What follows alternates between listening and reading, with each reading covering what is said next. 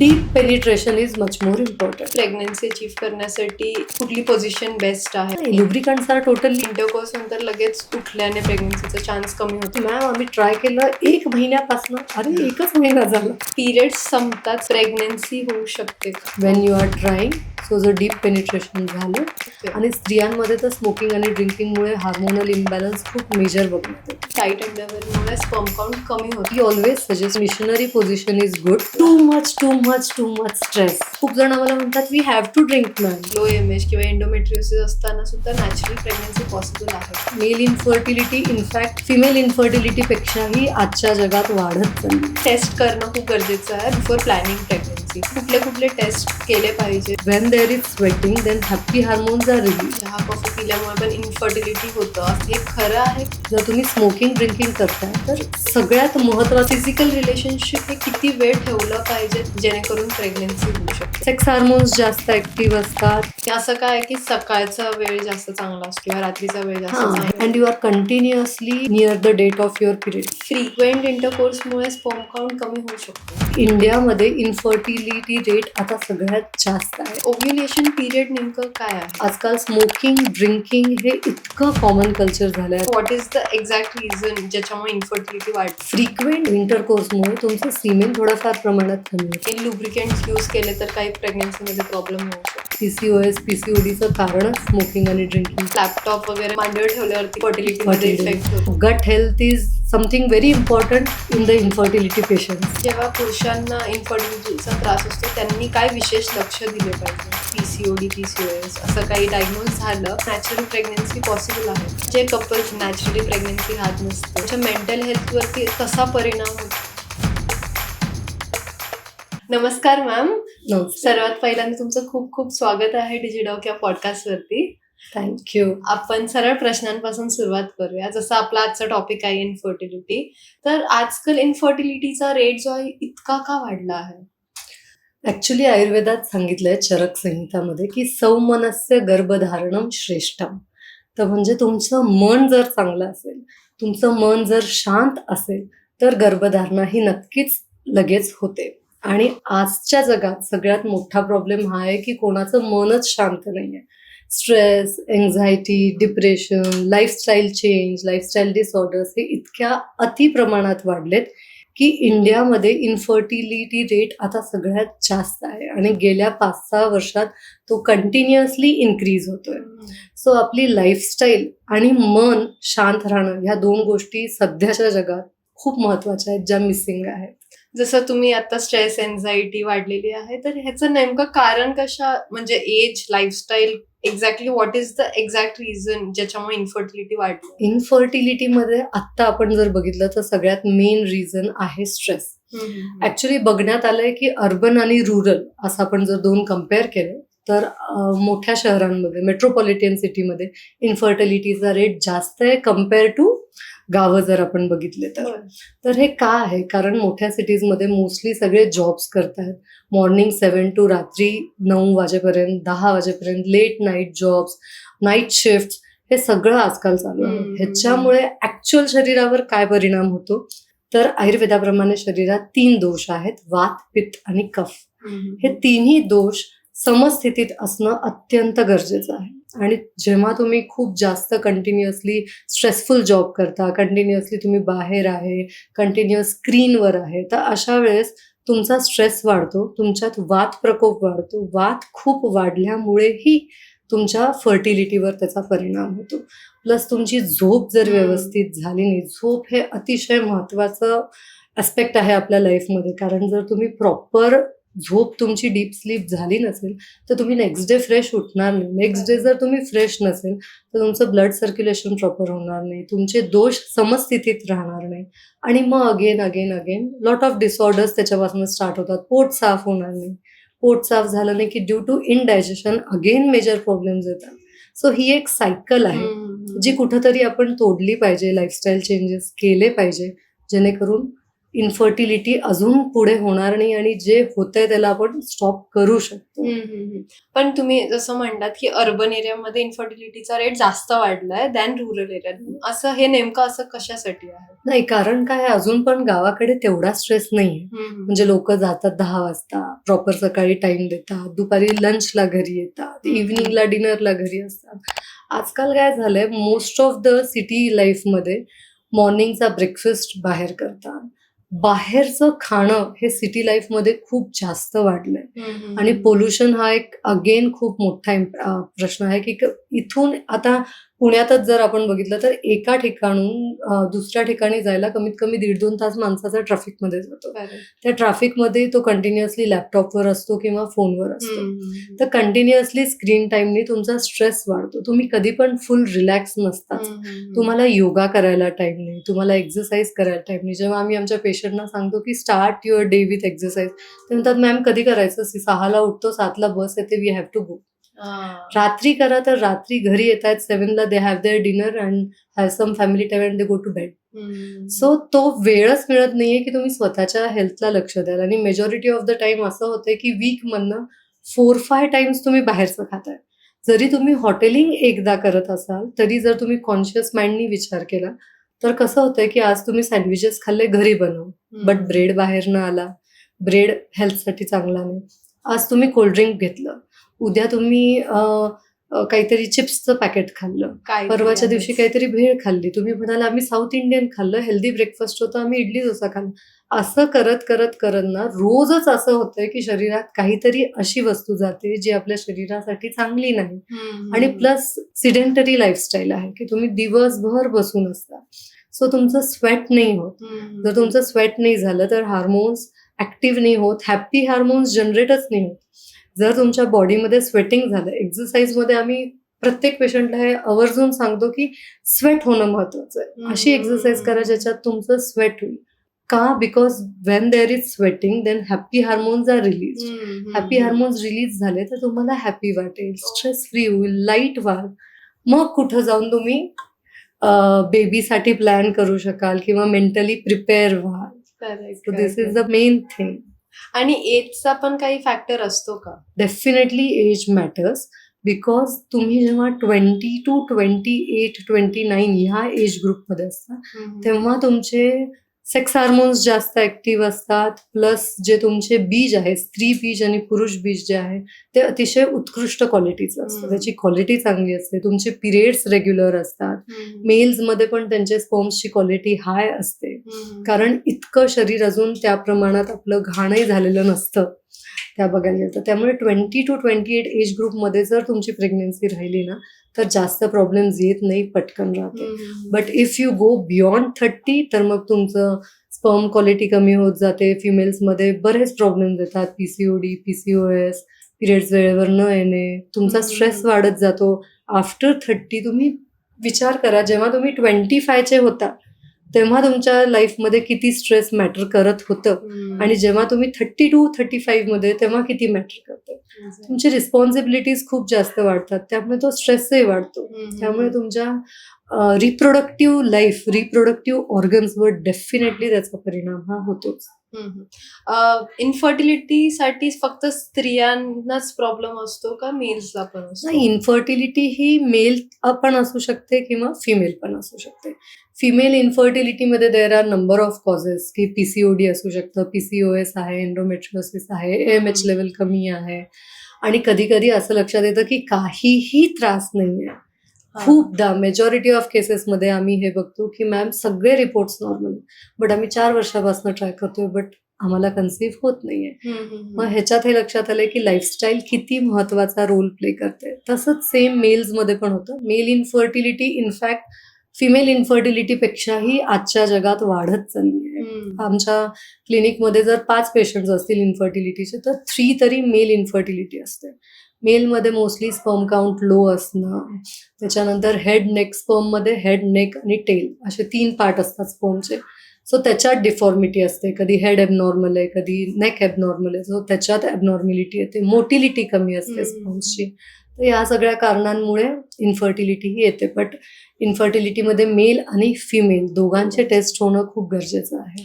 But जेव्हा पुरुषांना इन्फर्टिलिटीचा त्रास असतो त्यांनी काय विशेष लक्ष दिले पाहिजे? आधी आपण हे समजून घ्यायला पाहिजे की आजच्या जगात मेल इन्फर्टिलिटी जास्त का वाढते आहे, की काय रिझन्स आहेत ज्याच्याने मेल इन्फर्टिलिटी वाढते. सो मेल इन्फर्टिलिटीमध्ये सगळ्यात फर्स्ट रिझन अगेन तेच आहे की स्ट्रेसफुल लाईफ आणि कंटिन्युअसली तुम्ही स्क्रीनवर आहात, कंटिन्युअसली तुम्ही स्ट्रेसमध्ये आहात. सो त्याच्याने मेल इन्फर्टिलिटी वाढते. तुमचं खाणं पिणं चेंज झालंय, तुम्ही ऑफिसमध्ये जाताय दिवसभर, बाहेर आहात, स्ट्रेस आहे. आणि मेन म्हणजे आजकाल स्मोकिंग, ड्रिंकिंग हे इतकं कॉमन कल्चर झालंय. आता जसं मी मगाशी पण म्हटलं की सिटी लाईफमध्ये जास्त रेट वाढलाय, कारण तुम्ही सारखं म्हणता की आम्हाला ऑफिस मिटिंग्सला जायला लागतं, आज ऑफिसमध्ये हे आहे ते आहे, कलिग्स येणार आहेत, so we have to drink. खूप जण आम्हाला म्हणतात we have to drink ma'am, because colleagues सोबत आम्ही जातोय, मिटिंग्सला आम्ही जातोय. But smoking, drinking is the main reason for infertility. So that is also one of the major reason in males की मेल इन्फर्टिलिटी ही होते. ओके, पण मग स्मोकिंग आणि ड्रिंकिंगचा इन्फर्टिलिटीवरती एक्झॅक्ट काय परिणाम होतो? स्मोकिंग आणि ड्रिंकिंग जे आहे ना ते तुमचे, if female is also doing और मेल इज ऑल्सो डुईंग, जर तुम्ही स्मोकिंग ड्रिंकिंग करताय तर सगळ्यात महत्वाचं आयुर्वेदामध्ये काय आहे ना की सत्व, रज, तम हे 3 गुण आहेत. या 3 गुणांनी आपलं शरीर बनलं आहे. सत्व, रज, तम. आपण नेहमी ऐकतो की सत्व गुणाचं म्हणजे एकदम चांगलं, प्रभू राम सत्व गुणाचे. रजगुण म्हणजे खूप जास्त फायटर पीपल्स आर रजगुण, आणि तमोगुण म्हणजे आळशी असं. तर 3 गुण आहेत शरीरात, 3 दोष आहेत, वात, पित्त, कफ, आणि 7 धातू आहेत. रस, रक्त, मांस, मेद, अस्थि, मज्जा आणि शुक्र. शुक्र मीन्स सगळ्यात शेवट शुक्राचा उल्लेख आहे की शुक्र means sperm and ovum. So तुमचा जर रसधातू चांगला असेल तरच तुमचा शुक्र धातू एंडला चांगला असणार आहे. सो रसधातू चांगले असण्यासाठी हे वात, पित्त, कफ 3 दोष सम अवस्थेत पाहिजे. आणि सत्व, रज आणि तम हे जे गुण आहे ह्याच्यात सत्व गुण आपला जास्त वाढला पाहिजे. तर जेव्हा आपण स्मोक करतो किंवा ड्रिंक करतो तर अल्कोहोल आणि स्मोकिंगमुळे काय होतं ना, तुमच्या शरीरातला तमोगुण वाढतं. तमोगुण जास्त वाढल्यामुळे तुमच्या बॉडीमध्ये विचार करायची शक्ती किंवा एकदम फ्रेशनेस हे गोष्टी येत नाहीत. तमोगुण जर जास्त वाढत गेला तर तुमचं वात, पित्त, कफ जे हे 3 दोष आहेत ते अगेन इम्बॅलन्स होतात आणि तुमचा जो रसधातू आहे त्याला ते क्षय करतं. म्हणजे जे तुमच्यातला जो रसधातू आहे त्याला ते डिक्रीज करतं स्मोकिंग आणि ड्रिंकिंग, आणि ते डिक्रीज झाल्यामुळे ऑटोमॅटिकली तुमचा स्पर्म काउंट हा कमी होतो. सो आयुर्वेदाप्रमाणे तर हे सायंटिफिक रिझन झालं. बट कोणालाही आपण अनालिसिस करून बघितलं तर smoking and drinking cause sperm काउंट्समध्ये चेंज होतो, की स्पर्म काउंट चेंज झालाय, मोटिलिटी चेंज झाली आहे, त्याची मॉर्फॉलॉजी इव्हन चेंज झाली. आणि स्त्रियांमध्ये तर स्मोकिंग आणि ड्रिंकिंगमुळे हार्मोनल इम्बॅलन्स खूप मेजर बघण्यात येतो. PCOS, PCODचं कारणच स्मोकिंग आणि ड्रिंकिंग हे आहे. ओके. अजून एक खूप कॉमन गोष्ट म्हणजे चहा आणि कॉफी. चहा कॉफी पिल्यामुळे पण इन्फर्टिलिटी होतं, असं हे खरं आहे का? ऍक्च्युली टी कॉफी तुम्ही किती पिताय ह्याच्यावर ते आहे. आता जर एखादी व्यक्ती दिवसाला 2 कप कॉफी पित असेल आणि कॉफी पावडरचा प्रमाण कमी असेल, म्हणजे हार्डली 1 चमचा, अर्धा चमचा कॉफी दिवसातनं जाते, कॉफी पावडर, कॅफेन, तर काही प्रॉब्लेम नाही आहे. आणि कॉफीपेक्षा टी इज ऑलवेज बेटर. कारण चहामध्ये जर तुम्ही 2दा चहा घेत असाल आणि कमी चहा पावडर टाकत असाल तर त्याचा काही प्रॉब्लेम नाही. बट जर आपण खूप अति प्रमाणात कॉफी घेतली, आता जर त्याला आपण मिलीग्रॅम मध्ये बघितलं तर 200 पेक्षा ती जास्त, mg पेक्षा ती जास्त नसायला पाहिजे असं सायंटिफिक स्टडी आहे. बट युजली आम्ही सांगतो की तुम्ही ब्लॅक कॉफी तर बिलकुल पिऊ नका. ब्लॅक कॉफी, ब्लॅक टी पिल्याने एकदम कॅफेन स्पाइक होतात, टॅनिन स्पाइक होतं बॉडीमध्ये. त्याच्यानंतर तुम्ही दिवसातनं 4-5 वेळा जर कॉफी पित असाल आणि खूप स्ट्रॉंग कॉफी पित असाल तर इट विल क्रिएट प्रॉब्लेम. जर तुम्ही एकदम माइल्ड दुधाची कॉफी करून पिताय तर it will not create any problem. But जर तुम्ही ब्लॅक कॉफी, ब्लॅक टी घेताय, दिवसानं 3-4 वेळा स्ट्रॉंग कॉफी करून घेताय तर it will increase the caffeine in your body. एकदम स्पाइक होतं आणि एकदम स्पाइक झाल्यामुळे अगेन तुमचं पित्त शरीरातलं खूप वाढतं. शरीरातलं पित्त खूप वाढलं की शरीरातली हीट वाढते. शरीरातली हीट वाढली की स्पर्म काउंट कमी येतो. स्पर्म्सला वातावरण थंड लागतं आणि जेव्हा तुम्ही खूप हीट वाढवता तर खूप हीट वाढल्याने स्पर्म काउंट हा कमी येतो. त्यामुळे ऑलवेज इनफर्टिलिटी मध्ये हे रेकमेंड केलं जातं की tea coffee once a day is okay, but don't drink 2 or 3 cups with black coffee or with so much of caffeine in it. आणि हे नुसतं टी कॉफी पर्यंत सीमित नाहीये. खूप लोक काय करतात, मॅडम आम्ही टी कॉफी बंद केली, बट आम्ही कोल्ड्रिंक घेतोय, एनर्जी ड्रिंक घेतोय, रेडबुल पितोय. So it is not recommended. If you are drinking energy drink किंवा कुठलेही कोल्ड्रिंक्स तुम्ही घेताय ज्याच्यात कार्बन डायऑक्साईड आहे, म्हणजे तुमचा कोक आहे, पेप्सी आहे, थम्सअप, मिरिंडा, स्प्राईट, ह्या सगळ्या जे ड्रिंक्स आहेत ह्याच्यात कार्बन डायऑक्साईड असतं, कार्बोनेटेड ड्रिंक्स असतात. जेव्हा तुम्ही कार्बोनेटेड ड्रिंक्स घेता, immediately it affects your blood circulation, it affects your intestine. So again it causes infertility. So it is not only tea coffee, it is also the other drinks. Again, lot of dark chocolate. जर तुम्ही continuously खूप जास्त dark chocolate घेताय तरी it will cause infertility. So these are the reasons. असं नाहीये की हे एक्झॅक्टली इनफर्टिलिटी करेल, बट हे सगळे सपोर्ट करत करत we reach to the stage of infertility. Okay, जसं तुम्ही मगाशी म्हणलात की टेस्ट करणं खूप गरजेचं आहे बिफोर प्लॅनिंग प्रेग्नन्सी, तर हे कुठले कुठले टेस्ट केले पाहिजे even in male and female? Males मध्ये तर खूप सिम्पल आहे की एकच टेस्ट आहे, सीमेन अनालिसिस. ओके, जर मेल्सनी सीमेन अनालिसिस केलं तर त्याच्यात आपल्याला सगळं कळतं की स्पर्म काउंट किती आहे, मोटिलिटी कशी आहे, त्याची मॉर्फॉलॉजी कशी आहे. सो त्या अकॉर्डिंगली आपण लगेच मेल्सना ट्रीट करू शकतो. It is very simple test. But फिमेल्समध्ये आधी आपल्याला बघायला लागतं की एक्झॅक्टली त्या फिमेलला काय प्रॉब्लेम आहे. एक नॉर्मल आपण म्हणतो की सोनोग्राफी करा to rule out PCOD, PCOS आहे का, थायरॉइड आहे का. फर्स्ट आपण ते पण बघतो की थायरॉइड फंक्शन टेस्ट करा, थायरॉइड आहे का.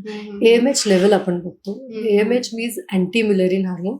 त्याच्यात आपल्याला हे कळतं की किती स्त्रीबीज शिल्लक आहेत फर्टिलिटीसाठी. सो AMH लेवल एक इम्पॉर्टंट असतं. हे बेसिक टेस्ट आपण आधी सांगतो की बाबा हेमोग्लोबिन करा, की ब्लड तुमचं ब्लडमध्ये काही इश्यू आहे का, थायरॉइड प्रॉब्लेम आहे का.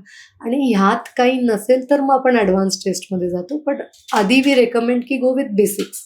ओके, आधी एक बेसिक टेस्ट करा. आणि सगळ्यात महत्त्वाचं आहे की तुमचं डेली रुटीन बरोबर आहे का, म्हणजे सकाळी उठल्यावर तुमचं पोट साफ होणं हेही खूप महत्वाचा ऍस्पेक्ट असतो.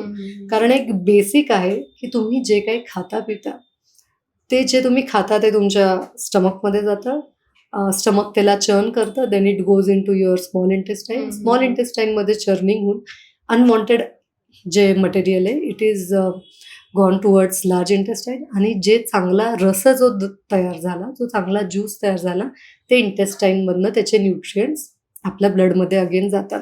सो आपल्या ब्लडला काय मिळतंय, जे आपण खातोय. आपण जर चांगलं खातच नसू तर ब्लडला चांगलं मिळणार नाही. रक्त चांगल्या पद्धतीचं जर बनलंच नाही तर रिप्रोडक्टिव्ह ऑर्गनला, रिप्रोडक्टिव्ह सिस्टीमला जो ब्लड सप्लाय व्हायला पाहिजे तो जर चांगला नसेल तर अगेन इन्फर्टिलिटी हे होऊ शकतं. म्हणून अगदी आमच्या क्लिनिकमध्ये कोणी आल्यावर आम्ही अगदी बेसिक ह्याच्यावर जातो की पोट साफ होतंय का, डायजेशनचा काही इश्यू आहे का. कारण एव्हरीथिंग स्टार्ट्स विथ युअर गट. Correct. So gut health is something very important which is totally missed in the infertility patients, की ते विचारच करत नाही काय संबंध गटचा. एक्झॅक्टली, नाहीच म्हणजे काय संबंध असं येईल असं वाटतच नाही. But gut is the main reason. So in Ayurveda we first treat your gut आणि मग आपण पुढे जातो की अच्छा आता पुढे काय. येस. पण जेव्हा हे सगळे टेस्ट होतात आणि एखाद्या महिलेला PCOD, PCOS, PMOS असं काही डायग्नोज झालं तर मग त्याच्यामुळे नॅचरली प्रेग्नन्सी, ते असताना नॅचरल प्रेग्नन्सी पॉसिबल आहे का? सी PCOS, PCOD मध्ये नॅचरल प्रेग्नन्सी पॉसिबल आहे, बट अगेन मॅटर करतं age, lifestyle. So what we recommend की तुम्ही आधी लाईफस्टाईल चेंजेस करा. First start doing exercise. Exercise सगळ्यात महत्त्वाचं आहे की एक्सरसाइज, योगा करा. Omkar pranayama is very good. जर तुम्ही ओमकार प्राणायाम 10 मिनिट जरी रोज केलं ना तरी PCOS मध्ये खूप छान फरक पडतो.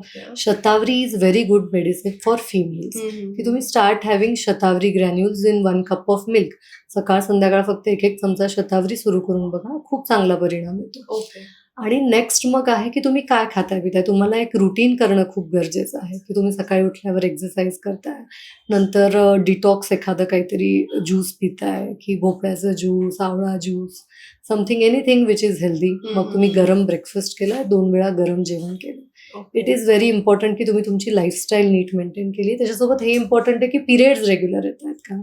बऱ्याचदा पीसीओएस पीसीओडी मध्ये पिरियड्स रेग्युलर येतात, पण त्यांचा एक पॅटर्न असतो की 40 डेजमध्ये येतात, 45 डेजमध्ये येतात, पण त्यांना एव्हरी 45 डेजला पिरियड्स हे येतात. मग अशा वेळेस आपल्याला बघायला लागतं की त्यांचं ओव्ह्युलेशन पिरियड काय असेल. तर मग आपण त्यांना त्यांच्या ओव्ह्युलेशन पिरियडनुसार सांगू शकतो की तुम्ही ह्या डेट्सला ट्राय करा so that you can achieve natural pregnancy. Okay. So it is possible to achieve. Ovulation period नेमकं काय आहे? सी ओव्ह्युलेशन पिरियड म्हणजे काय, आपलं गर्भाशय आहे, युटेरसच्या दोन्ही साईडला फॅलोपियन ट्यूब्स आहेत, तिथं ओव्हॅरियन सॅक आहेत, फॅलोपियन ट्यूब्स त्याच्या खाली ओव्हॅरियन सॅक. सो ओव्हॅरियन सॅकमधनं एक ओव्हम येतो, ओव्हम फॅलोपियन ट्यूब ट्रॅव्हल करून युटेरसमध्ये येतं, तेव्हा एंडोमेट्रियम वाढतं आणि तेव्हा जेव्हा त्याला स्पर्म मिळतं it fertilize. Right. So ovulation period हा एक्झॅक्टली काय आहे, जेव्हा ते जे एग आहेत आपले स्त्री बीज जे आहे, ovum travels to fallopian tube and when it is ready to come to uterus and ready to burst, ovum हा रेडी आहे फर्टिलाइज होण्यासाठी. तो पिरियड खूप महत्वाचा असतो. तर जेव्हा ओवम फर्टिलाइज होण्यासाठी जेव्हा ट्रॅव्हल करून येतो, 24 तासासाठी तो ऍक्टिव्हेट असतो की 12 ते 24 तास मॅक्स. त्या 12 to 24 आवर्स मध्ये इफ त्याला जर स्पर्म मिळालं तर फर्टिलायझेशन होतं. त्यामुळे हा ओव्ह्युलेशन पिरियड जो आहे हा खूप महत्वाचा आहे. तो आयडियली असं आहे की जर तुमची सायकल 28 डेजची असेल तर युजली 13th किंवा 14th डेला तुमचं ओव्ह्युलेशन होतं. सो आपण पेशंटना डेट्स देताना आपण तसे देतो की तुम्ही ह्या डेट्सला ट्राय करा, जेणेकरून हा तुमचा ओव्ह्युलेशन पिरियड असेल आणि तेव्हा तुम्ही प्रेग्नन्सी अचीव्ह करू शकता. बट अगेन ह्याच्यात एक आहे डिस्क्लेमर की प्रत्येक स्त्रीचा ओव्ह्युलेशन पिरियड हा 14वा दिवस नसतो. कारण कोणाची पिरियड सायकल 30 दिवसाची आहे, कोणाची 25, कोणाची 26, कोणाची 40. तर आपल्याला पेशंट टू पेशंट तिची जी मेन्स्ट्रुअल सायकल आहे तिचा अभ्यास करून मग आपल्याला तिला सांगायला लागतं की usually what is your ovulation period. आणि ह्याच्यासाठी मला असं वाटतं आजकाल तर सगळ्यात बेस्ट आहे की go and do ovulation study. Ovulation स्टडीने आपल्याला लगेच कळतं की माझं ओव्ह्युलेशन आज आहे, उद्या आहे. And in that way you can plan. But again I want to say in that की in आयुर्वेदा we say की जेव्हा आपण खूप मागे लागतो ना कुठल्या गोष्टीचा, की आज मी डॉक्टरकडे चालले, आज मी बघते आज माझं ओव्ह्युलेशन आहे, उद्या होणार आहे, उद्या रप्चर होणार आहे, मग आपण उद्या ट्राय करू, मग आज ट्राय करू, मग आजचा दिवस गेला, आज मी ऑफिसमध्ये बिझी होते, परत स्ट्रेस आला, टू मच स्ट्रेस. आणि मग तुम्ही जेव्हा स्ट्रेसमध्ये ट्राय करता इट डझंट वर्क. मग आपण 90% केसेसमध्ये हे बघतो की आम्ही ओव्ह्युलेशन स्टडी करतोय, आम्ही त्या डेट्स फॉलो करतो, but we are not able to conceive. म्हणून मग आम्ही अशा वेळेस सांगतो की रिलॅक्स राहा, हॅपी राहा, आणि आम्ही एक डेट्स देतो की युजली हे 8 to 10 days are the good dates आणि ह्या डेट्समध्ये तुम्ही ट्राय करा. मग त्यावेळेस खूप प्रेशर येत नाही, फील होत नाही. This is the main thing. Okay. जसं तुम्ही म्हणतात की लो एमएच पण असताना प्रॉब्लेम्स आहे, लो एमएच किंवा एंडोमेट्रियोसिस असताना सुद्धा नॅचरल प्रेग्नन्सी पॉसिबल आहे का? लो एएमएच मध्ये पण नॅचरल प्रेग्नन्सी पॉसिबल आहे. असं खूपदा बघण्यात आलंय की लो एएमएच मुळे IVF केलं फर्स्ट टाइम आणि सेकंड टाइम नॅचरल प्रेग्नन्सी राहील. ओके. सो असंही होतं. सो लो एएमएच असल्यावर it is difficult. Low AMH कोणाला म्हणू की 0.2, 3, 4, 0.27, 1च्या खाली जर असेल तर जास्त प्रॉब्लेम होतो, पण 1 किंवा 1.1 to 2च्या मध्ये असेल तर इतका प्रॉब्लेम नाहीये, नॅचरली राहू शकते. बट अगेन त्याच्यात हेच आहे की तुमच्या बाकी सगळ्या गोष्टी व्यवस्थित पाहिजे, ही लाईफस्टाईल तुमची चांगली पाहिजे. कधी कधी असं पण बघतो आपण की एएमएच लेवल 3-4 एकदम बेस्ट एएमएच लेवल आहे, but she is not able to conceive. Okay. So तुमची लाईफस्टाईल, तुमचं स्ट्रेस, तुमचं मानसिक स्थिती ही खूप महत्वाची आहे. ठीक आहे. जेव्हा आता PCOS आणि PCOD मध्ये जेव्हा वेट गेन किंवा वेट लॉस होतो तर त्याचा पण काही फर्टिलिटीवरती इफेक्ट होतो का? येस, वेट गेन आणि वेट लॉस दोन्हीचा फर्टिलिटीवर परिणाम होतो. जरुरी नाहीये की तुम्हाला PCOS, PCOD किंवा थायरॉइड आहे त्याच्यामुळे वेट गेन आहे तर प्रॉब्लेम होतो. नॉर्मली पण जर तुमचं वेट गेन खूप होत असेल तर जास्त वेट गेन झाल्यामुळे ना इस्ट्रोजन लेवल्स पण जास्त वाढतात. आणि इस्ट्रोजन लेवल्स जास्त वाढल्यामुळे ना it can stop releasing the egg. हे एक मेजर कॉज असू शकतं. सेकंडली, वेट जास्त वाढल्यामुळे तुमचे हार्मोन्स इम्बॅलन्स होतात. हार्मोन इम्बॅलन्स झाले की अगेन मग वेट गेनमुळे पीसीओडी होऊ शकतं. पीसीओडीमुळे वेट गेन होणं हे कमी आहे, बट तुमचं वेट गेन झालंय त्यामुळे तुम्हाला पीसीओडी, पीसीओएस हे त्रास जास्त होतात कारण तुमचा हार्मोन इम्बॅलन्स होतं. अगेन थर्ड, वेट गेनमुळे तुमचे इन्सुलिन स्पाइक होऊ शकतात. इन्सुलिन स्पाइक झालं की पण तुम्हाला प्रॉब्लेम येतं कन्सीव्ह व्हायला. अगेन तुम्हाला BP, sugar, indigestion, lethargy, lack of sleep ह्या सगळ्या गोष्टी वेट गेनमुळे होऊ शकतात. सिमिलरली वेट लॉसमध्ये पण होतं. वेट लॉसमध्ये जर तुमचं इस्ट्रोजन लेवल्स ड्रॉप होत गेले तरी पण तुम्ही कन्सीव्ह लगेच होत नाही.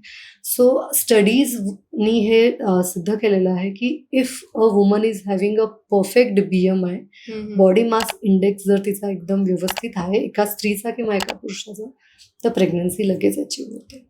पण जर तुमचं BMI इंडेक्स व्यवस्थित नाहीये तर it may delay your pregnancy. Okay. आता जेव्हा प्रेग्नन्सीसाठी प्लॅनिंग करत असतो तेव्हा फिजिकल रिलेशनशिप हे किती वेळ ठेवलं पाहिजे जेणेकरून प्रेग्नन्सी होऊ शकते लगेच?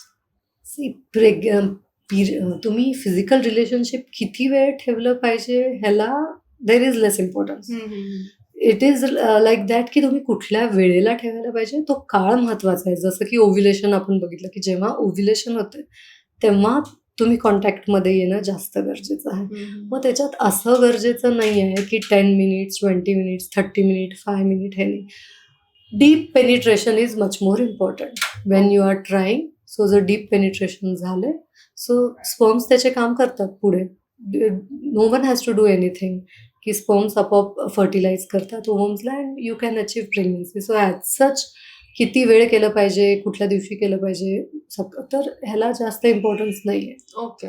आणि असं काय आहे की सकाळचा वेळ जास्त चांगला असतो किंवा रात्रीचा वेळ जास्त हां, चांगला हे असतो? आयुर्वेदात सांगितलं आहे. आयुर्वेदात ग्रंथात सांगितलं आहे की कुठलंही कार्य करण्यासाठी ना ब्रह्ममुहूर्त हा श्रेष्ठ आहे.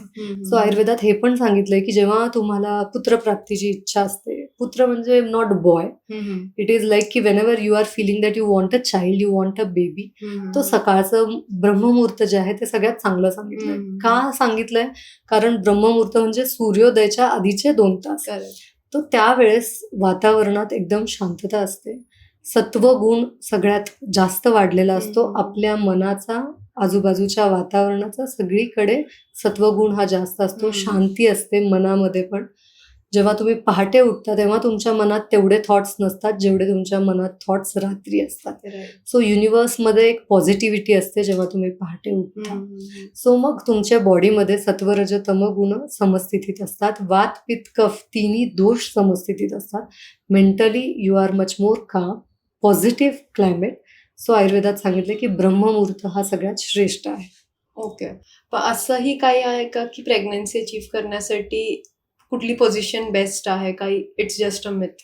No, it is just a myth. Actually as such कुठली पोझिशन प्रॉपर आहे असं नाहीये. बट स्टील जर तुम्ही प्रेग्नन्सी अचीव्ह नाही करू शकत आहे, प्रॉब्लेम येते, तर वी ऑलवेज सजेस्ट की मिशनरी पोझिशन इज गुड. आणि कमरेखाली, हिपच्या खाली पिलो ठेवू. So if you keep a pillow under your hip, so vagina is little inclined. So ते जरा जास्त हेल्प करतं आणि it becomes useful. So we suggest that it is good. Okay. आणि इंटरकोर्स नंतर लगेच उठल्याने प्रेग्नन्सी राहत नाही किंवा प्रेग्नन्सीचा चान्स कमी होतो असं पण काही आहे का? व्हॉट आयुर्वेदा सेज की तुम्ही लगेचच उठायचं नाही कारण एकदम वात प्रकोप होतो. वात प्रकोप नको व्हायला म्हणून आयुर्वेद हे सांगतं की लगेच उठू नका. बट लगेच म्हणजे किती लगेच? 5 मिनिटं. हार्डली तुम्ही 5 मिनिटं उजव्या किंवा डाव्या कुशीवर जरा 5 मिनिटं झोपा आणि 5 मिनिटांनी तुम्ही उठा. You should wash your self, clean करा, हायजीन मेंटेन करा and then you can again go to bed. But तो अगदी 5 मिनिटाचा काळ सांगितलाय तोही ह्याच्यासाठी सांगितलाय की एकदम वात प्रकोप नाही व्हायला पाहिजे. जेवढं तुमचं वात प्रकोप होईल तेवढं स्पर्म आत गेल्यावर फर्टिलायझेशन व्हायला त्याला प्रॉब्लेम येईल. त्यामुळे वात प्रकोप नाही व्हायला पाहिजे त्याच्यासाठी हे सांगितलं. ओके. आणि लुब्रिकेंट्स यूज केले तर काही प्रेग्नन्सीमध्ये प्रॉब्लेम होऊ शकतो? नाही, lubricants are totally external. If you are having pain during the sex किंवा तुम्हाला दुसरे काही प्रॉब्लेम्स आहेत आणि तुम्ही लुब्रिकंट्स यूज केलं तर इट इज कम्प्लिटली ओके. काही प्रॉब्लेम नाही. सो मॅम, परफॉर्मन्स एन्झायटी किंवा बेबी प्लॅनिंगच्या वेळेस प्रेशर असल्यामुळे पण कन्सेप्शनवरती काही परिणाम होऊ शकतो का? अगदी मी जसं स्टार्टिंगलाच सांगितलं की मन शांत हवं. आजकाल कपल्समध्ये काय होतं ना, की ते 30sला लग्न करतात आणि मग 32-33ला ते प्लॅन करतात की आम्हाला पाहिजे, तोपर्यंत आम्हाला नकोय. आणि ज्या डेला ते ठरवतात ना की वी वॉन्ट बेबी, त्याच्या नेक्स्ट सायकललाच ते स्ट्रेसमध्ये जातात की मॅम आम्ही ट्राय केलं 1 महिन्यापासनं, अरे 1च महिना झाला. आणि दॅट टू आफ्टर 32-33 एजला तुम्ही ट्राय करता and then you go into stress की आम्ही प्रयत्न करतोय, होत का नाही, होत का नाही, होत का नाही. आणि एकदम फास्ट फास्ट फास्ट कंटिन्युअसली रात्रंदिवस तुम्ही त्याचाच विचार करता, स्ट्रेस घेता, एन्झायटी घेता, तर ते कधीच होणार नाही. कारण तुमचं मन हे शांत पाहिजे आणि बॉडीत आत थंडावा पाहिजे. सो जितकं तुम्ही शांत राहाल तेवढं प्रेग्नन्सी अचीव्ह होईल आणि जेवढं तुम्ही हायपर व्हाल तेवढं इट विल डिले. मॅम, असं पण मिथ आहे किंवा ऐकण्यात येतं की टाईट अंडरवेअरमुळे स्पर्म काउंट कमी होतं, तर ते खरंच बरोबर आहे का? सी, मेल्समध्ये आपण काय म्हणतो, पहिले आपण मेल्समध्ये हे समजून घेऊया की हे क्वेश्चन काय येतं की टाईट अंडर गार्मेंट्सचं. तर सगळ्यात पहिले टेस्टिकल्स कुठं असतात. So testicles are in scrotum. आणि स्क्रोटम हा जो अवयव आहे that is outside our body. म्हणजे पुरुषच्या शरीराच्या बाहेरच्या बाजूला स्क्रोटम आहे. सो जेव्हा खूप जास्त टाईट अंडरवेअर जर एखादा मेल यूज करतोय तर त्याच्याने काय होतं की the scrotum very close to your body. स्क्रोटमचं जे टेम्परेचर आहे that is always less than body temperature. So body टेम्परेचरपेक्षा कमी टेम्परेचर हे स्क्रोटमचं असतं. तर स्क्रोटममध्ये स्पर्म्स हे बनत असतात, त्याला थोडंसं थंड टेम्परेचर लागतं. आणि टाईट अंडर गार्मेंट्समुळे काय होतं की तुमचा स्क्रोटम तुमच्या बॉडीच्या खूप जवळ येतो आणि बॉडी हीटमुळे स्क्रोटमची हीट वाढते. सो टेस्टिक्युलर हीट ही वाढते आणि ते हीट वाढल्यामुळे स्पर्म काउंट्स कमी होणं, स्पर्म्स कमी प्रमाणात बनणं, स्पर्म्सची मॉर्फॉलॉजी खराब होणं, या सगळ्या गोष्टी होतात. त्यामुळे ती हीट नको वाढायला ह्याच्यासाठी तुम्ही थोडे लूज अंडरगार्मेंट्स, लूज क्लोथ्स वापरलेले कधी पण चांगले. ओके. असंही आहे का लॅपटॉप वगैरे मांडीवर ठेवणं, ज्याच्या मांडीवर ठेवल्यावरती काहीतरी फर्टिलिटीमध्ये इफेक्ट होतो? ऍक्च्युली लॅपटॉप नावच काय आहे की लॅप वर ठेवून काम करायचं device is laptop. But ideally it is again not good for your reproductive system. Again त्याचं रिझन हेच आहे की जेव्हा आपण लॅपवर ठेवून काम करतो तेव्हा त्याचे जे रेज असतात त्याच्या रेजनी स्क्रोटमची अगेन हीट वाढते.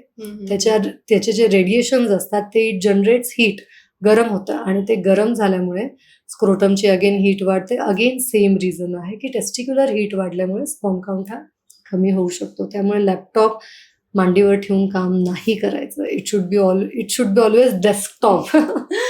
It should not laptop. आणि पिरियड्स संपताच प्रेग्नन्सी होऊ शकते का? बऱ्याच जणांमध्ये रेअर आहे, बट असं नाही म्हणता येणार की नाही होऊ शकत. बऱ्याच जणांमध्ये बघण्यात आले की प्रेग्नन्सी राहिली आहे.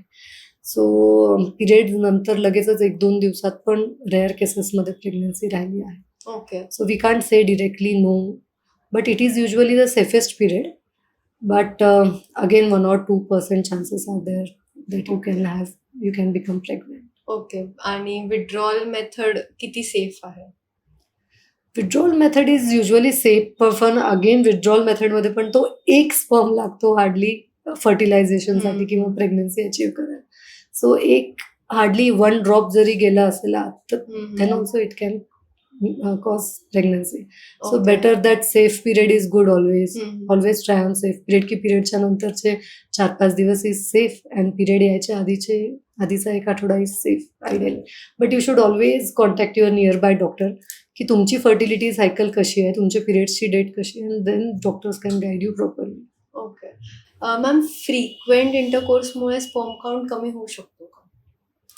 नाही, फ्रिक्वेंट इंटरकोर्समुळे तुमचं सीमेन थोड्याफार प्रमाणात कमी होतं, बट स्पर्म काउंट खूप कमी होतं असं काही नाही आहे. So it is not like that की स्पर्म काउंट कमी होतं. फ्रिक्वेंट इंटरकोर्स आयुर्वेदामध्ये सांगितलंय की जेव्हा तुम्हाला गर्भधारणाची इच्छा असते तेव्हा आयुर्वेद सांगतं की 3 महिने आधी तुम्ही शरीराला तयार करा. आता ह्या क्वेश्चनचा आन्सर आपल्याला असं दिसेल की एखादे गेस्ट आपल्या घरी येणार आहे तर आपण किती तयारी करतो की त्यांच्यासाठी खायला हे करू, घर साफसफाई, एकदम घर चकाचक दिसलं पाहिजे, 4 आयटम खायचे आपण बनवतो.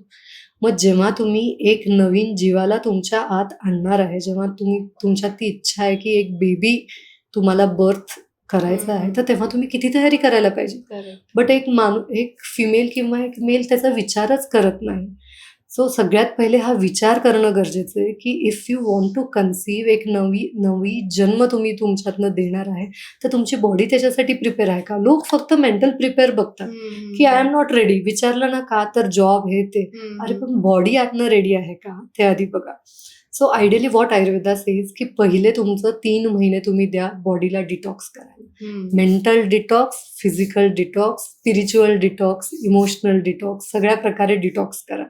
सो फर्स्ट एक मेल आणि फिमेलनी ना बॉडी डिटॉक्स करायला पाहिजे. बॉडी डिटॉक्स स्टार्ट होतं तुमच्या गटपासनं. सो तुमचं इंटेस्टाईन क्लिनिंग करा, त्याच्यानंतर ऑर्गन्स क्लीन करा, माइंडला रिलॅक्स ठेवा, मेडिटेशन करा. आणि हे सगळं जेव्हा तुम्ही करता ह्याच्यात तुम्हाला तुमचं सत्व रज तम हे 3 बॅलन्स ठेवायचे. सत्व गुण शरीरातला वाढवायचा आहे, काम राहायचंय, वातपित्त कफ 3 दोष समस्थितीत ठेवायचे. ह्या वेळेस आम्ही सांगतो की 3 महिने ब्रह्मचर्य पालन करा. सो 3 महिने आयुर्वेदात सांगितलंय की कन्सीव्ह करायच्या 3 महिन्याआधी जर तुम्ही इंटरकोर्स नाही केला, जर तुम्ही शांत झाला, स्वतःच्या बॉडीवर फोकस केला तर वेळ मिळतो तुमच्या स्पर्म क्वालिटीजला आणि एग क्वालिटीला एकदम उत्कृष्ट क्वालिटीचे बनण्यासाठी त्यांना तो टाइम मिळतो. का? कारण तुम्ही ते 3 महिने सगळ्या चांगल्या गोष्टी करताय. तुम्ही मेडिटेट करताय, तुम्ही लाईफस्टाईल चेंज करताय, तुम्ही डाएट मेंटेन करताय, फिजिकली, मेंटली, इमोशनली तुम्ही फ्री अप होताय. तर तुम्ही जेव्हा फुल बॉडीला वेळ देता तेव्हा तुमचं रिप्रोडक्टिव्ह सिस्टीम ॲक्टिव्हेट होतं. ते सुद्धा नॅचरली प्रत्येक ऑर्गनला, आपल्या बॉडीच्या ऑर्गनला डोकं आहे. आपल्याला लागलं की आपण लगेच कॉम्बिफ्लाम नाही घेत ना. बॉडी हिल्स ऑट इट ओन, कारण त्याला स्वतःचा मेंदू आहे. सो रिप्रोडक्शन सिस्टीमलाही आपण वेळ द्यायला पाहिजे. आणि जेव्हा तुम्ही हा 3 महिने वेळ देता, आणि 3 महिने आमच्या क्लिनिकलाही पेशंट आला की आम्ही पहिले 3 महिने त्यांना डिटॉक्स करवतो, त्यांचं ओव्हरऑल वेलबिंग चांगलं करतो. आणि मग 3 महिन्यांनी जेव्हा आपण सांगतो की आता तुम्ही ट्राय करा, तेव्हा ती प्रेग्नन्सी लगेचच अचीव्ह होते. Okay. So Ayurveda always suggest की फ्रिक्वेंट इंटरकोर्सनी प्रेग्नन्सी राहते किंवा लगेच होऊ शकतं असं काही नाही. अच्छा. So better you should prepare mentally, physically. Correct. आणि आयुर्वेदामध्ये काय असे ट्रीटमेंट्स आहेत की जे इन्फर्टिलिटी साठी हेल्प करू शकतात? आयुर्वेदामध्ये असे खूप ट्रीटमेंट्स आहेत की जे इन्फर्टिलिटीला हेल्प करतात. म्हणजे असे खूप पेशंट्स आहेत की ज्यांना IVF सांगितलंय बट तरी ते आयुर्वेदाने ट्रीट झाले. लो AMH लेवल असेल तरी Ayurveda treats it. Because what we say, sperm count खूप कमी असेल तरीही प्रेग्नन्सी राहू शकते. कारण स्पर्म तर तुम्हाला एकच हवा आहे, ओव्हम तर तुम्हाला एकच हवा आहे, फक्त तो गुड क्वालिटीचा असणं. आणि आयुर्वेदा काय सांगतं, ऋतुक्षेत्र अंबुबीज असं आयुर्वेदातली कन्सेप्ट आहे. ऋतू म्हणजे क्लायमेट. तुमच्या बॉडीच्या आतलं क्लायमेट जे आहे ते व्यवस्थित पाहिजे. ते क्लायमेट शांत पाहिजे, थंड पाहिजे, वातावरण पीसफुल, प्लेझंट ॲटमॉस्फिअर पाहिजे. कोणाचं? इंटरनल बॉडीचं. त्याच्यानंतर क्षेत्र म्हणजे युटेरस, जिथं फर्टिलायझेशन होणार आहे ते क्षेत्र व्यवस्थित पाहिजे. की तिथं येणारा ब्लड सप्लाय तो चांगला पाहिजे. ब्लड सप्लाय म्हणजे अगेन आलं गट, न्यूट्रिएंट्स चांगला पाहिजे ब्लड सप्लायचा, ते आलं क्षेत्र. त्याच्यानंतर अंबू म्हणजे तिकडे सप्लाय होणारं रसधातूचा जो प्रवाह आहे तो, रक्त, ते तिथं जे काही न्यूट्रिएंट सप्लाय होतात ते. आणि लास्ट इज बीज म्हणजे स्पर्मची क्वालिटी आणि ओव्हमची quality. So Ayurveda works on this 4 principle, ऋतू, क्षेत्र, अंबू, बीज. जर ह्या 4 गोष्टी व्यवस्थित आपण सेट केल्या तर प्रेग्नन्सी ही राहते. प्रेग्नन्सी ॲक्च्युली ही नॅचरल प्रोसेस आहे. देवानी नॅचरली ह्युमन बिईंग्समध्ये हे दिलेलं आहे की काही न करता प्रेग्नन्सी अचीव्ह झाली पाहिजे. पण आत्ता ते नॅचरल जे गोष्ट होती ते सगळ्यात मोठं थ्रेट झालं की प्रेग्नन्सी अचीव्ह नाही होत. It is all because of the lifestyle that we are living, the food we are eating, and we are not doing any exercise or we are not taking any effort to make our body healthy. So मला असं वाटतं की हे reason जास्त महत्त्वाचे आहेत. जर आपण प्रत्येक व्यक्तीने जर लाईफस्टाईलवर काम करायला सुरू केलं तर प्रेग्नन्सी हा प्रॉब्लेम इंडियामध्ये राहणारच नाही. एक्झॅक्टली. पण अशा काही केसेसमध्ये IVF शिवाय पर्याय नसतो, मग त्यावेळेस IVF सोबत आयुर्वेदिक ट्रीटमेंट चालू शकतं? हो, अगदी. आपण बघितलंय की IVFच्या पेशंट्सना पंचकर्माने खूप चांगला बेनिफिट होतो. जेव्हा पेशंट पंचकर्म करून मग जेव्हा IVFला जातो ना तेव्हा IVFचे रेट्स खूप जास्त वाढलेले पण आम्ही बघितले. माझ्याकडे 2-3 पेशंट्स असे होते की ज्यांची IVF सायकल चालू होती मग त्यावेळेस आम्ही त्यांचं एम्ब्रिओ थ्रो करायच्या आधी जे डेज मिळतात त्याच्यात आम्ही त्यांची शुद्धी करून पंचकर्म करून उत्तर बस्ती देऊन बॉडी प्रिपेअर केलेली आणि असं लक्षात आलं की IVF लगेचच सक्सेसफुल झालं. सो त्याचे रिझल्ट पण अतिशय चांगले आहेत. नाईस. आता जे कपल्सला नॅचरली प्रेग्नन्सी राहत नसते तर त्यांच्या मेंटल हेल्थवरती कसा परिणाम होतो आणि ते केसेस तुम्ही कसे हँडल करता? सगळ्यात पहिले मी तुम्हाला तेच म्हटलं की स्ट्रेस हा सगळ्यात मेन प्रॉब्लेम आहे. त्यांना स्ट्रेस खूप जास्त येतो की प्रेग्नन्सी राहत नाही आहे. ॲक्च्युली तुम्ही there are lot of treatments. तुम्ही जर आयुर्वेदाकडे आला तर आम्ही तुमच्या बेसपासून स्टार्ट करतो की इन्फर्टिलिटी का आहे, तो मानसिक त्रास का आहे. आणि मानसिक त्रास खूप, आता एखादा पेशंट जर IVFला जातच असेल, काही कुठलाच ऑप्शन नाही आहे आणि he is doing IVF, but तिला खूप जास्त मेंटल प्रेशर आहे. ती ऑलवेज स्ट्रेसमध्ये की झालं असेल का, झालं असेल का, राहिलं असेल का, राहिलं असेल का. Every day she is continuously thinking of that only. तर जेव्हा डे येतं टेस्ट करायचं प्रेग्नन्सी किटनी, तेव्हा लक्षात येतं की प्रेग्नन्सी राहिली नाही. मग अशा वेळेस व्हॉट आयुर्वेदा कॅन डू, तुम्ही शिरोधारा करा, शिरोअभ्यंग करा. जे रिलॅक्सेशन ट्रीटमेंट्स आहेत आयुर्वेदाचे ते आम्ही रेकमेंड करतो. जसं जटामांसी आहे, जटामांसीचे जस्ट आम्ही पावडर देतो की पाण्यात घालून प्या, थोडं थंड वाटेल बॉडीला. सो असे खूप छोटे छोटे बेसिक थिंग्स आयुर्वेदात आहेत की जे आम्ही सजेस्ट करू शकतो ज्याच्याने स्ट्रेस रिलीज होईल. सो त्या गोष्टी नक्कीच कोणी पण करून हेल्प घेऊ शकतो टू ओव्हरकम द स्ट्रेस. इन्फर्टिलिटीमध्ये ना मला कधी कधी असं वाटतं की 10-20% तुमचा प्रॉब्लेम असतो आणि 80% इज युअर स्ट्रेस. कारण तुम्ही इतके पॅनिक होता की राहत नाही and you are continuously near the date of your period, की म्हणजे तुमची पिरियडची डेट 10 असेल आणि आजची तारीख 30 असेल तर तुम्ही कंटिन्युअसली हाच विचार करतायत की 10ला माझे येतील का स्किप होतील, राहिला असेल का नसेल राहिलं. सो ओव्हर थिंकिंगनी अगेन तुमचा वात दोष वाढतो आणि वात वाढल्यामुळे का प्रॉब्लेम होतो तर बॉडी एकदा फक्त समजून घ्या की आपल्या चेस्टचा वरचा जो भाग आहे तो कफ दोषाचा आहे, कफ डॉमिनन्सचा भाग आहे.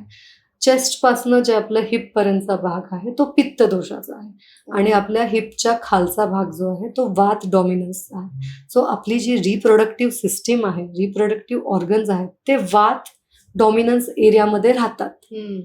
सो मग त्या वात डॉमिनन्स एरियामध्ये ते ऑलरेडी राहत आहेत आणि त्यात जर तुम्ही अजून वात वाढवलं तर it will cause problem. So आम्ही म्हणतो की वात समस्थितीत हवं, वात समस्थितीत हवं. So that is very important.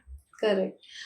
अनेक वर्षापासून जे कपल्स ट्राय करतात प्रेग्नन्सीसाठी आणि त्यांना होत नाहीये, तर अशा कपल्सला तुम्ही काय सांगाल? सगळ्यात आधी तर मी हे सांगेल की दोघं जण एकत्र बसा आणि रिलॅक्स व्हा, की मेंटली कनेक्ट, इमोशनल कनेक्ट वाढवा, एकमेकांना टाइम द्या. आता काय झालंय, एकमेकांना टाइमच देत नाहीत. प्रेग्नन्सी पण असंच प्लॅन करतात की फोनवर, अरे अब अभी हमें ट्राय करना है, अभी प्रेग्नेंसी चाहिए, हमें बेबी चाहिए. असं नाही होत. तुम्ही आधी पीस ऑफ माइंड करा, एकमेकांना वेळ द्या.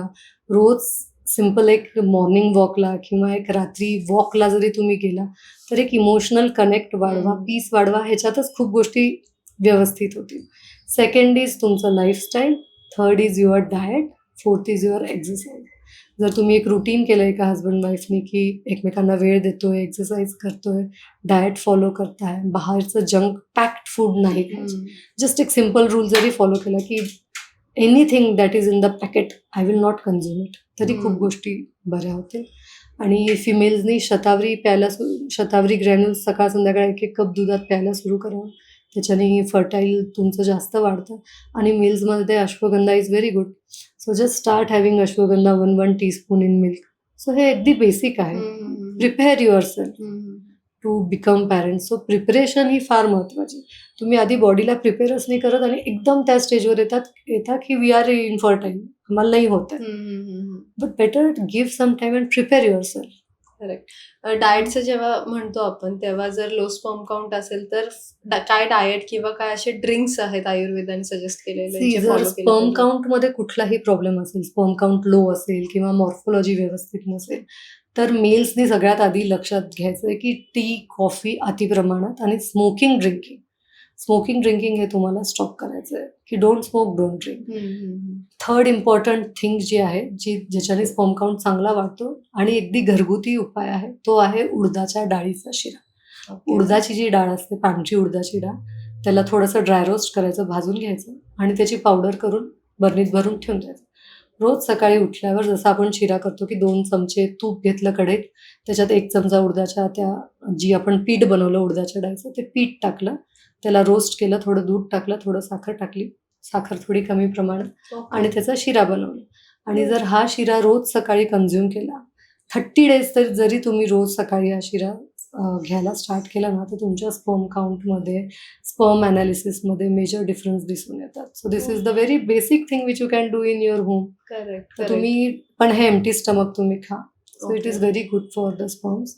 आणि शिलाजीतचा एक फार मिसकन्सेप्शन आहे की कोणालाही असं वाटतं की आम्ही शिलाजीत स्टार्ट केलं, बट तसं नाही येते. तर आय विल सजेस्ट की जर तुम्हाला कुठलाही स्पर्म्समध्ये कुठला काही प्रॉब्लेम असेल तर प्रॉपर टॅबलेट्स येतात की शिला प्रवंगवटी. सो ते तुम्ही शिलाजीतचे जे टॅबलेट्स येतात त्याप्रमाणे तुम्ही डॉक्टरला कन्सल्ट करून घेतलेलं कधी पण चांगलं आहे. आयुर्वेदात ना सिंगल ड्रग एकदम वंडर्स करेल असं नाही. खूप लोक काय करतात 4-4, 5-5 महिने अश्वगंधा घेतात, कुठल्या तरी कंपनीमध्ये कोणीतरी शिलाजीत सांगितलं घेतात आणि मग 6 महिन्यांनी फुल स्ट्रेसमध्ये झाल्यावर मग आमच्याकडे येतात. सो आय विल सजेस्ट की बेटर एक नियर बाय कुठल्याही आयुर्वेद डॉक्टरला कन्सल्ट करा बिफोर टेकिंग एनिथिंग. जरी तुम्हाला काही घ्यायचंय कन्सल्ट करा, तुम्हाला प्रॉपर 2-3 मेडिसिन्सच्या नावं सांगण्यात येतील जे तुम्ही घ्या आणि it will create major difference. असं बिलकुल नाही आहे की तुमचं स्पर्म काउंट कमी आहे किंवा मोटिलिटी कमी आहे तर ती वाढू शकत नाही. There are very very very easy treatments in Ayurveda की ते तुमचं स्पीमेन अनालिसिसचा रिपोर्ट लगेचच चांगला करू शकता. ओके, आता हे झालं मेल्स. आता फिमेल्स मध्ये काय असा डाएट आहे जो खाल्ल्यामुळे इन्फर्टिलिटी फिमेल्समध्ये ना ओंकार प्राणायाम मी आधी पण सांगितलं इज व्हेरी गुड. सो फिमेल्सनी वॉक करायला पाहिजे. जर काही नाही जमत तर ॲटलिस्ट फास्ट वॉकिंग, जेणेकरून स्वेट होईल, जेणेकरून हॅपी हार्मोन्स निघतील आणि ती हॅपी फील करायला लागेल. Secondly she should get busy in what ever she likes. कारण फिमेलनी हॅपी राहणं, शांत राहणं खूप गरजेचं आहे. कारण ती जर शांत नाही राहणार, हॅपी नाही राहणार तर तिचं पित्त खूप वाढेल. पित्त वाढल्याने तिच्या बॉडीतली हीट खूप वाढेल आणि बॉडीत खूप हीट वाढली तर प्रेग्नन्सी लगेच राहणार नाही. कारण प्रेग्नन्सीसाठी काम पाहिजे बॉडी. सो ह्या गोष्टी महत्त्वाच्या आहेत. शतावरी सकाळ संध्याकाळ घेणं इज व्हेरी इम्पॉर्टंट. आणि मग फिमेलला काही प्रॉब्लेम आहे का त्याच्यानुसार मेडिसिन्स ठरतात की इफ शी इज हॅव्हिंग की आयर्नची कमी आहे तर त्याप्रमाणे वेगळी ट्रीटमेंट, PCOD आहे तर वेगळी ट्रीटमेंट, टॉर्च टेस्ट पॉझिटिव्ह आहे तर वेगळं, MH लेवल कमी आहे तर वेगळं. So there are different treatments. But एक बेसिक स्टार्ट करायला be happy is very very very important.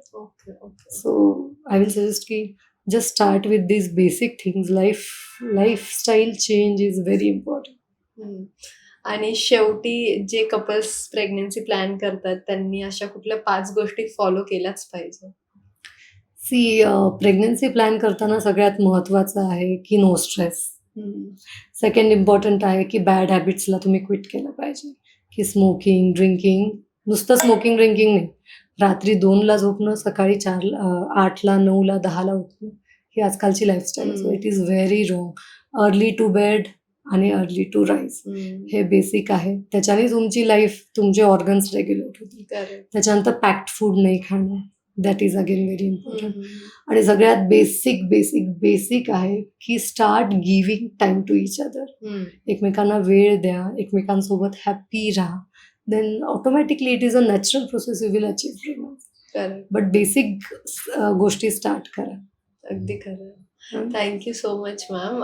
तुम्ही आज आमच्यासोबत आला, तुमचा व्हॅल्युएबल टाइम काढून. Thank you so much. थँक्यू.